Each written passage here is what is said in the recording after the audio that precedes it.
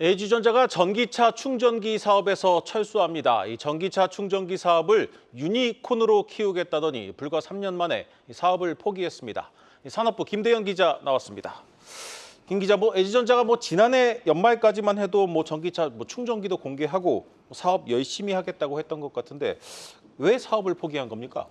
네, 한마디로 이 전기차 캐즘 때문입니다. LG전자는 지난 2022년에 이 전기차 충전기 전문 업체 하이비차저 지분을 인수하면서 사업에 본격적으로 뛰어들었습니다. 네. 이마트 점포에 급완속 전기차 충전기를 설치하는 등 이 국내 시장을 대상으로 충전 솔루션을 제공했습니다.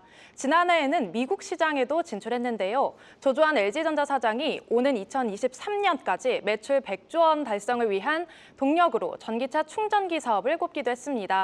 이 사업을 매출 1조 원 이상의 차세대 유니콘 사업으로 키울 계획이었던 거죠. 그런데 글로벌 경기 침체로 전기차 수요가 급감했고 도널드 트럼프 미국 대통령이 전기차 충전 인프라 보조금 지원을 중단했습니다.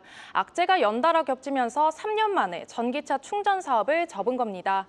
LG전자는 전략적 리밸런싱 차원이라고 설명했는데요. 전기차 충전 사업의 첫 해외 생산 거점이었던 이 미국 텍사스 공장도 생산이 중단된 것으로 확인됐습니다. 이 사업을 담당했던 인력 100여 명도 다른 사업 조직에 배치될 예정입니다.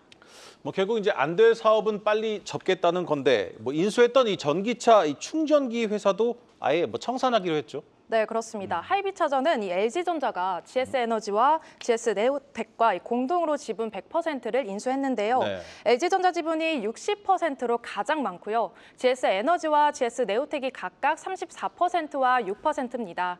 새 회사는 인수대금과 1, 2차 유상증자 대금을 합쳐 584억 원을 투자했는데요. 당시 하이비차저가 이 슬림형 급속 충전기 설계 관련한 독자 기술을 확보해 경쟁력을 인정받았습니다. 하지만 인수하자마자 2년 연속으로 실적이 마이너스였는데요.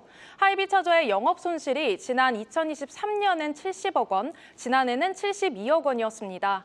LG전자만 약 350억 원을 투자했는데 2년 만에 142억 원의 적자를 낸 겁니다. 사실 GS그룹의 지난해 사업 보고서를 보면 청산은 어느 정도 예견된 상태였습니다. 이 공시를 보면 하이비차저 투자 주식의 회수 가능액이 장부 금액에 미달해서 152억 원의 손상차손을 인식했다고 나왔는데요. 쉽게 말해서 손실이 너무 커서 지금 GS가 갖고 있는 지분 가치가 제로가 됐다는 뜻입니다.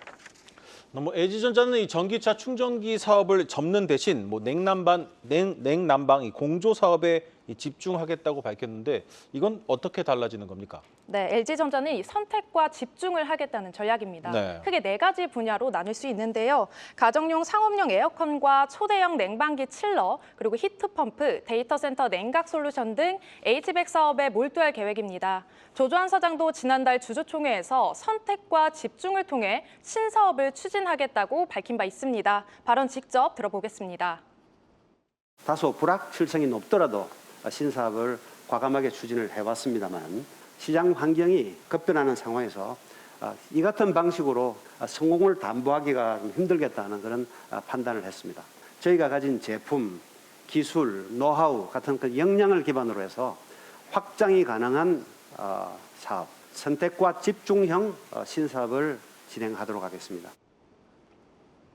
실제로 LG전자는 B2B 영역을 공략하는데 핵심이 HVAC과 자동차 부품 사업입니다. LG전자의 HVAC 사업은 지난 4년 동안 연평균 12% 성장했는데요. 성장 가능성이 크고 수익성이 높은 사업에 힘을 쏟겠다는 거죠. 지난해 HVAC 매출이 10조 원이었는데 5년 후에는 2배 이상으로 늘리겠다는 구상입니다.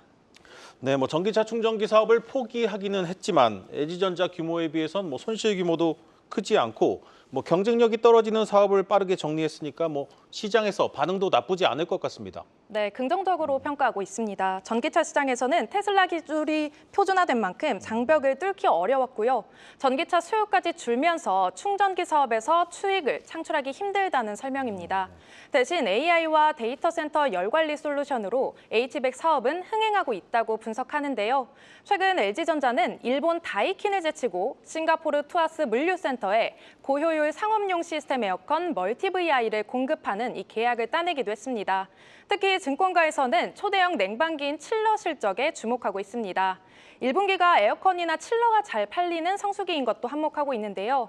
올해 1분기에 H백을 담당하는 ES 사업부에서 영업이익이 약 3,400억 원으로 지난해 같은 기간 실적을 뛰어넘을 것으로 전망되고 있습니다. KB증권은 데이터 센터 냉각 시스템인 칠러 매출 증가에 따른 공조 실적이 큰 폭으로 개선되고 있다고 설명했습니다. 또 B2B 매출 비중도 올해 35%에서 오는 2030년 50%까지 증가할 것이라고 내다봤습니다. 네, 잘 들었습니다. 산업부 김대현 기자였습니다.